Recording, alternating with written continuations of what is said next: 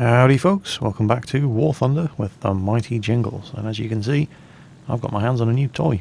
That is the George, the American code name for the Kawanishi N1K2 land-based fighter aircraft. It's rank 14 in the Japanese Air Force here in War Thunder. This was actually the first game that I flew in the N1K2, and it wasn't a bad game, as you're going to see. I was, getting to grips with the way the thing handled.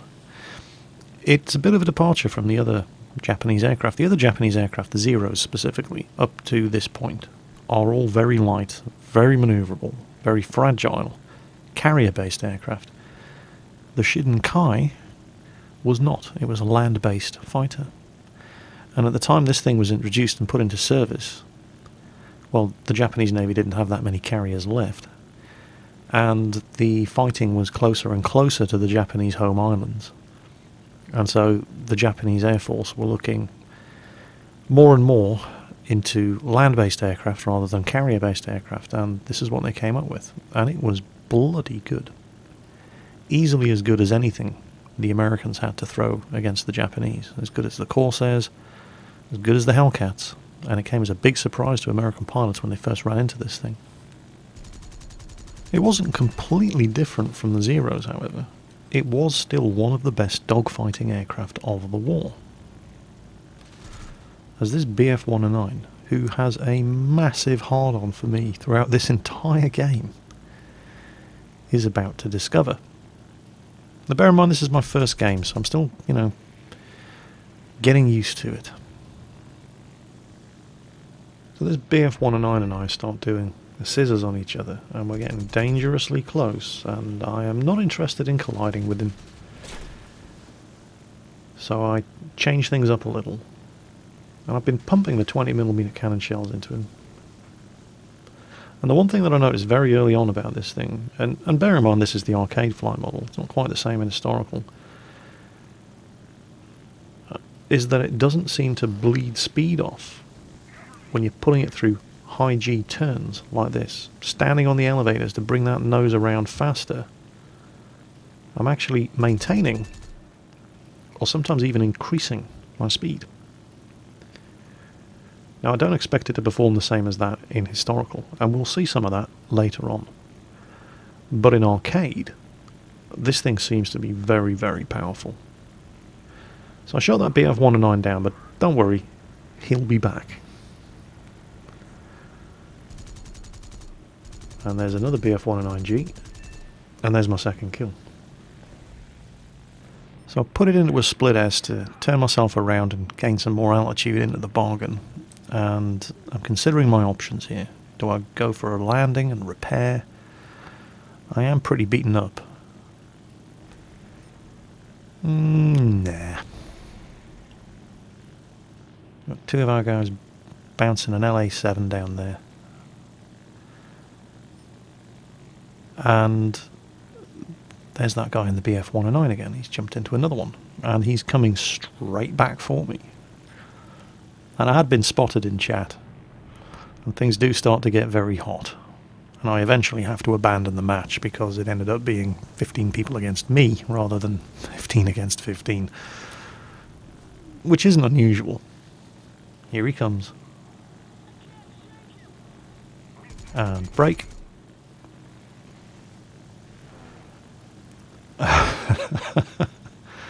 And do it all again.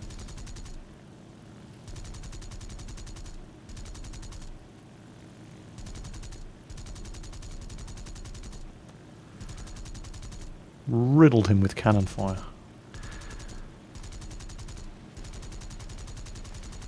And he flies into a mountain.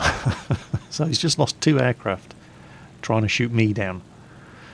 Now I have taken more damage. My right wing is not looking very good. But running for base and trying to land and repair at this stage is out of the question. There's too many of them, they're too close. And Blue Scuba has jumped into another plane. It's Focke-Wulf 190D this time. And he's coming after me again. Only this time he's bringing half his team with him.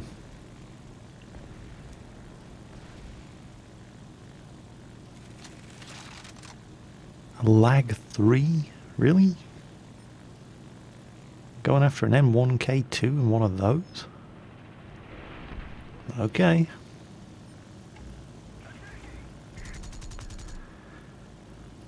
Oh, and this is where it got amusing. I mean, they're all over me now. I've got some friends with me, but... There we go, got an assist. And get a load of this. He finally gets me. And then he flies into my wreck. So, yeah. Blue Scuba, you got me. Shame it cost you 3 aircraft to do it, though. And that was it. That was all. I abandoned the game after that. There was no point in me flying anymore. Not when I was being singled out. So instead, I took it into historical battle. This historical battle, it was a really, really good game. It lasted 43 minutes. Now, don't worry, I'm not going to make you watch it all. There's going to be some heavy editing going on here. It's Iwo Jima. The Americans have to either, shoot everybody down, obviously, or successfully land their landing craft and troops onto the beaches and capture the island. The Japanese, obviously, have to prevent that. Now, the Americans have the advantage here in that they start off at combat altitude. And the N1K2 is a great aircraft, but it didn't climb very well. Of course, the downside for the Americans is that when their aircraft are out of ammunition, the only place they can land to rearm is on the carriers. Now, that's tricky enough. But if you're flying an aircraft that isn't a naval fighter, like a P-51 Mustang, for example, you don't have an arrestor hook. And landing on a carrier becomes an order of magnitude more difficult. So it's the whole, one side has one advantage, the other side has the other advantage. The Americans are always going to begin with a height advantage. But the longer the battle plays out, the more the advantage shifts in favour of the Japanese, because we've got 3 different airstrips that we can land on in order to repair, rearm, refuel, and what have you. And you're going to see me taking advantage of that throughout the course of this battle. So we've got a bunch of those really big rank 15 G8 Japanese bombers. And most of our fighters seem to be N1K2s. So it's actually quite a strong Japanese force here. The N1K2 that we have in the game is actually the second version of the N1K, obviously, hence the N1K2. The original N1K was still a good aircraft, but it had problems. It was originally based on a float plane design. Because it was a float plane, the wings were mounted midway up the fuselage rather than the bottom of the fuselage, as you can see here on the N1K2. And when the float plane idea was scrapped and it was decided to develop it as a land-based fighter aircraft, because the wings were mounted halfway up the fuselage, that meant that it had to have very, very long and very fragile undercarriage. You've seen how long the undercarriage is on aircraft like the Focke-Wulf 190D. It was even longer and more ridiculous and ungainly and prone to collapse than that. Significant problem, they actually lost a lot of aircraft. In fact, some sources even estimate that they lost more N1K1s on landing than were shot down by American pilots. But they fixed all those problems with this version of the N1K, the N1K2. The wings were mounted lower on the fuselage, which allowed them to use a more conventional undercarriage, which got rid of most of the problems. It wasn't without its issues, though. The poor rate of climb, which we've already mentioned, and the fact that the engine didn't perform very well at high altitude, meant that it didn't do very well as a bomber interceptor. It also suffered from mechanical reliability problems, which kept a lot of them on the ground. However, one thing that it was very, very good at was shooting down American fighters. Fortunately for Allied aircrews, Japan only managed to build, including the prototypes, 428 N1K2s. Just over 1,000 N1K1s, but the N1K2, not so much. And the ones that they did produce were produced too late in the war to affect the outcome. Of course, none of that was any consolation for the Hellcat and Corsair pilots who ran into these things for the first time. In the hands of an experienced pilot, the N1K2 was easily a match for anything the Americans could throw against the Japanese. Japan didn't have that many experienced pilots left alive, though. And those that were tended to be concentrated into elite squadrons, such as the Imperial Japanese Navy's 343rd Air Group, which almost exclusively received the N1K2s. Meanwhile, back in the skies over Iwo Jima, there's an American XP-50 Ascender up there, and holy shit, that thing gains altitude quickly. And, well, you know, it should be able to climb better than a N1K2. As we've already mentioned, climb performance was not this thing's strong suit, which is what made it so ill-suited for bomber interceptor duties, trying to intercept B-29 raids over Tokyo. So I pretty much have to concede the height advantage to this guy, and he made full use of it. I'm never going to catch him. That doesn't mean I can afford to ignore him, of course. And what I don't want to be doing is dicking around, trying to climb after this guy when he's got the energy advantage.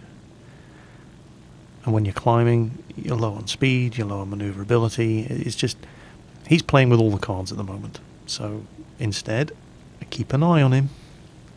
Doesn't mean I can ignore him and try to join up with the rest of my buddies. Safety in numbers.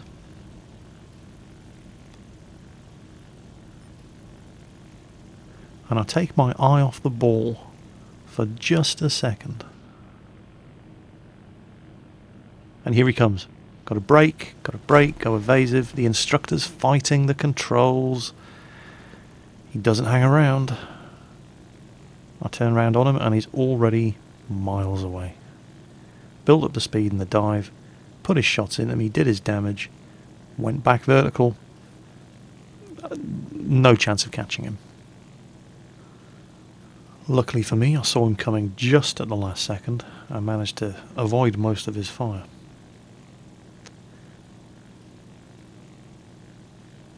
And here's the high altitude engine performance of the N1K2 letting me down.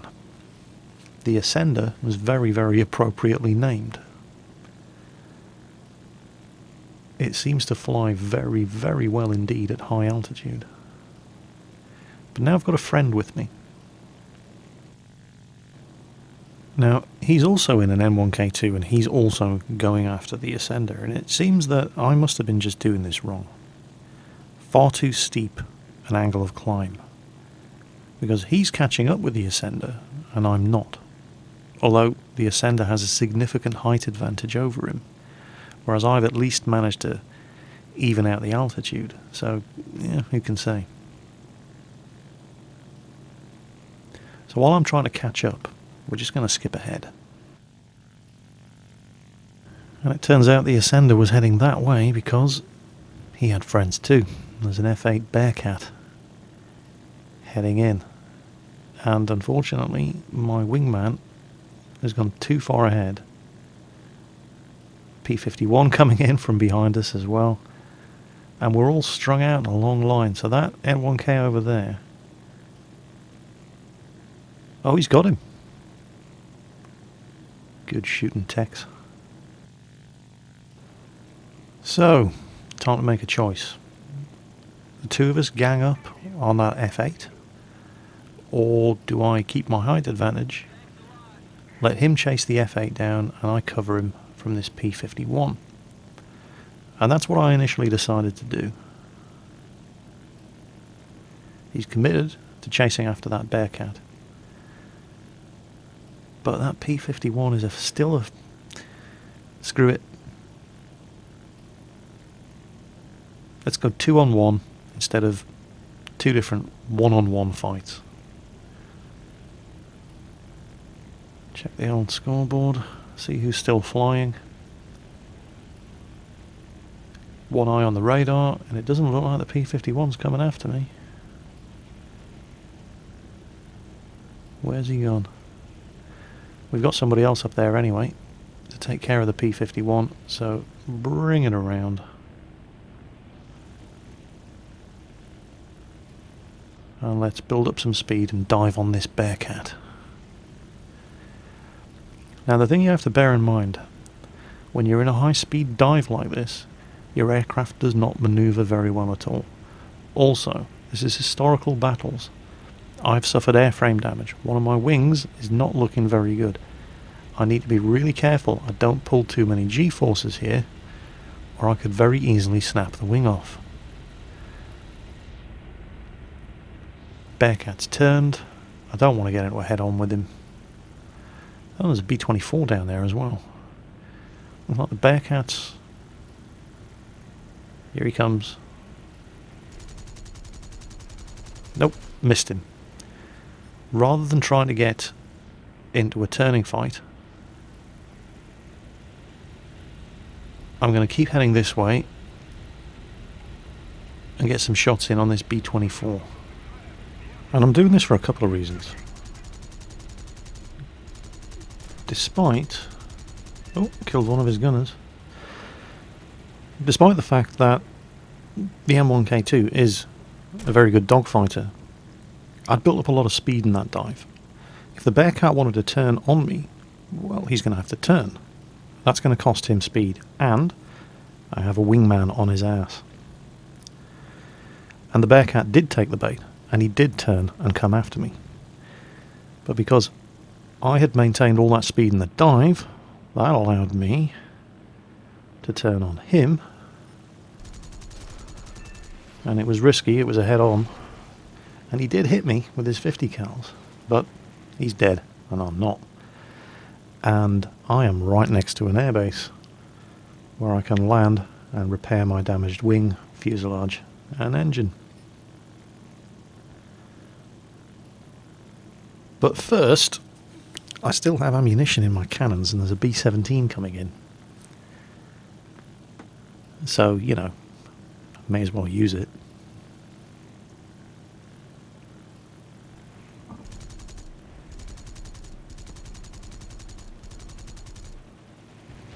Got a couple of hits. Bring it around. Instructor's fighting me again. Ah, he's down. Right, now I definitely have to land this thing and get it repaired. It's in a very, very bad state. I think my engine is very, very shortly going to cut out on me. So as a team, we're actually doing really well. But I've still got to put this thing on the ground. And if you've seen my War Thunder videos, you'll know how much I suck at the landing. But this, you know, there's a choice of 3 airstrips here. If I miss this one, there's another one just there. Oh, my engine just went black. Yeah. Come on. Come on. Having a fight to trim it off. Damage to the flaps and ailerons. But this looks like it's going to actually be a very, very gentle landing. Got to be careful when you hit the brakes in nose-heavy aircraft like this. Use your elevators to keep your tail down. You don't want to flip it over. I have done that a few times, as I'm sure you have all seen and laughed at. As well you should. And there we go. And we have landed. So that's nice. Now, at this stage of the game, despite the fact that there are only 2 American pilots left flying, 2 P-51 Mustangs, we're actually losing. If you look at the ticket counter at the top of the screen, you'll see that there's a really, really big red bar and a really, really small blue bar. And the reason for that is, despite the fact that the Japanese team were flying the pants off the American team can still win just by getting their troops ashore. Those AI landing craft are bringing tanks and other vehicles onto the beach. And nobody has a clue where those two P-51s are. All those P-51s need to do in order to win this game is stay alive and let the AI do what they do and land on the beach. And that does kind of suck. It is a cheap way of winning, but you can do it. So, we're going to have to come up with a plan. A plan that either involves preventing the American AI from landing all their forces on the beach, or finding and killing those two P-51s.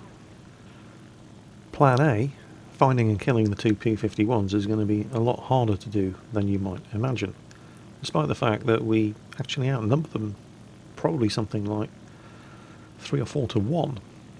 They're in P-51s, and we're all in N1K2s. And one thing that P-51s are very, very, very good at is dogfighting at high altitude.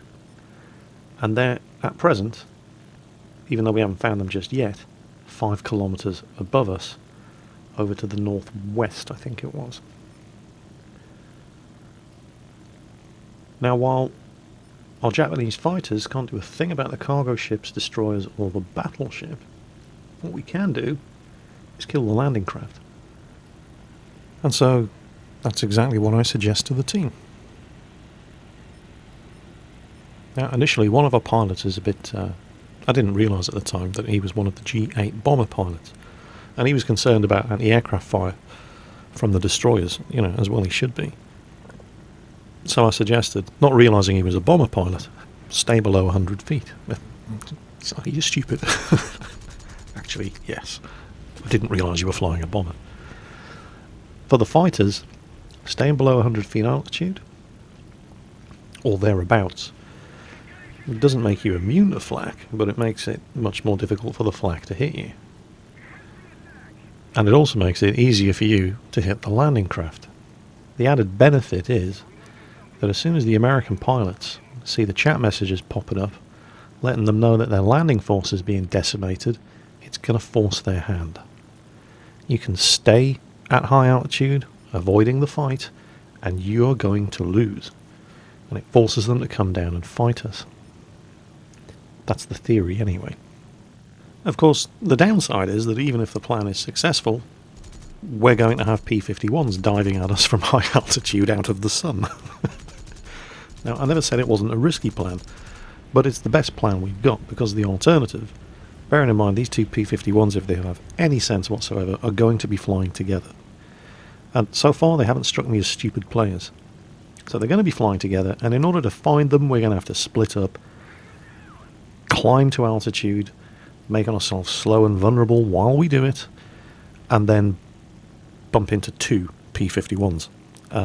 And no single pilot wants to be in that position. So we're going to work over the ground targets, nail those landing craft, force them to come down and fight.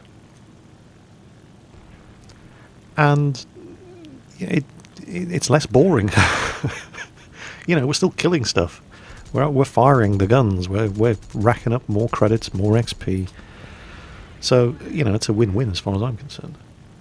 I mean, if you were to give me the choice between spending the next 8 minutes climbing to altitude, fruitlessly scouring the sky for signs of two enemy P-51 pilots, and the best possible outcome in that scenario is that I find two P-51 pilots and get myself into a 2-on-1 fight against two aircraft with superior high altitude performance while I am slow from climbing up to meet them.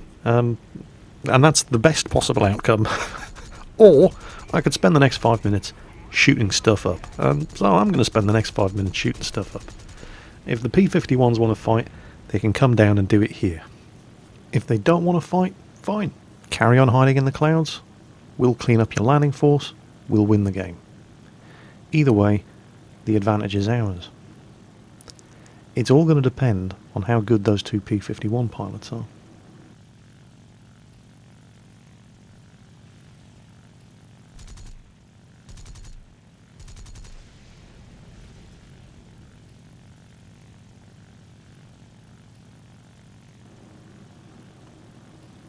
Fortunately, one of the other good things about the Shiden Kai is that it has a lot more ammunition for those 20mm cannons than the Zeros do. Otherwise, this could have taken a while. But you know, even if I do run out of ammo, the Americans were very generous enough in this historical battle to put their ground targets right next to our airstrip. It was very generous of them. So even if I do run out of ammo, I can be rearmed, reloaded, and back in the air within 2 minutes. One more landing craft there. And I think I see another one just over there to the left. And you may notice, if you look at the top of the screen at the ticket counter, that big old red bar that was there earlier, it's not quite so big anymore, is it? That stay at altitude, stay hidden and avoid combat tactic that the Americans were using to win this one isn't looking like quite such a sure bet anymore. And while I'm certainly not criticising the two surviving American pilots for adopting that tactic, and it's clearly what they were doing, because at the time they were heavily outnumbered, and don't forget, in order to rearm their aircraft, they have to fly all the way back to their carriers. And a carrier landing in a P-51 is a very tricky prospect. So they're probably still flying around up there low on ammo, thinking, well, our best chance of winning is to just avoid the fight and let the landing forces do it for us. While at the same time, I've got no doubt that they were under some pressure from their own team in chat to stop being pussies, get in there and fight. When what they were doing at the time was actually the safest and easiest and most sensible thing to do to win the battle. Outnumbered, low on ammo, it was the smart thing to do until we started cleaning up their landing forces, and there they are. I gotta hand it to them, that was perfectly timed. I'm out of ammo from shooting up the landing craft. Now, if we were doing this properly, what we would have done, or should have done, was to have a couple of guys go after the landing craft while a couple of guys fly fighter cover. But there's only so much coordination and teamwork you can expect in a historical battle in War Thunder. Just the fact that we actually agreed that we needed to go after the ground targets was enough of an achievement. Actually being able to coordinate the attack on the ground targets in a fashion like that was just too much to ask for. So what's actually happened now is those two P-51s have bounced us just as every one of our fighters is low on ammunition from shooting up ground targets. They couldn't have timed it better if they'd tried.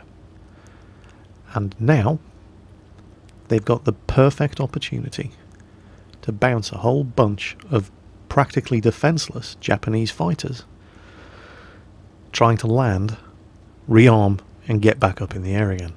So, you know, my hat's off to these two guys. They timed it perfectly. And they've just forced one of us off the runway. And while I am proud of my landing skills, it's another quite good landing, I have to say. Yeah. Can't complain about this. They executed this attack perfectly.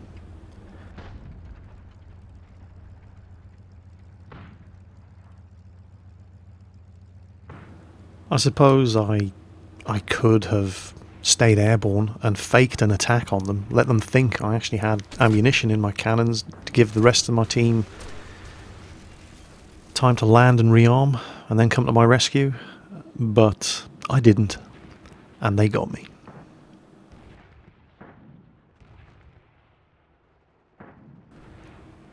And as quickly as that, those two P-51s just nailed every one of our remaining fighters. So now, it's down to the bomber crews. Because going after those landing craft was exactly the right thing to do. It's now impossible for the Americans to win by landing their forces on the beaches of Iwo Jima, because they no longer have anything with which to land those forces in. So in order for the American team to win, they now have to fight and kill all of the Japanese aircrews. And that means coming after G8 bombers in low on ammunition P-51 Mustangs. And the G8 bomber is surprisingly tough and has lots and lots and lots of defensive 20mm cannons, as that Mustang pilot has just discovered the hard way. He's on fire, he's going down. Did they get him? Yep, they got him. So now it's one Mustang versus two G8s. Well, that's not strictly true. The Japanese do still have one secret weapon on their side. Yeah, that's right, American dogs. We've still got Tetsuo. Totally overpowered AI biplane pilot. Tetsuo so needs a nerf. Not as much as Shoji though. That guy's crazy.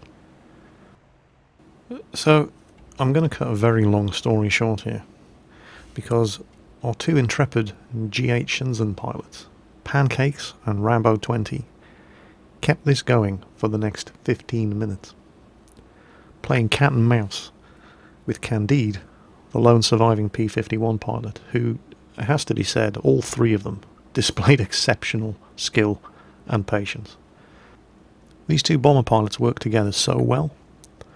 One of them would be doing bombing runs on the American shipping, while the other one would stay high and cover him from the P-51 with his 20mm anti-aircraft guns.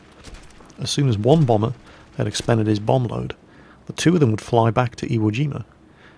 One bomber would land, rearm, while the other stayed above him, covering him from the P-51 until he was airborne again.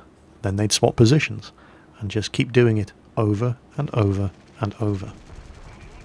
Candide, the American P-51 pilot, really had a mountain to climb now, because unless he can down one of those G8 Shidens in one pass, the Shiden would just turn around, land, repair, while being covered by the other Shiden, get back up in the air, do it all again.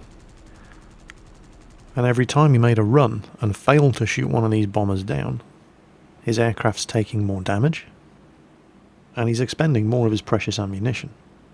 So what we've got now is a situation that's the exact opposite of what it was 10 minutes ago, where time was on the American side. All they had to do was wait it out and let their landing forces win the game for them. Now, the longer it takes Candide to put these G8 Shidens down, the less his chances are of doing it successfully. But he didn't give up.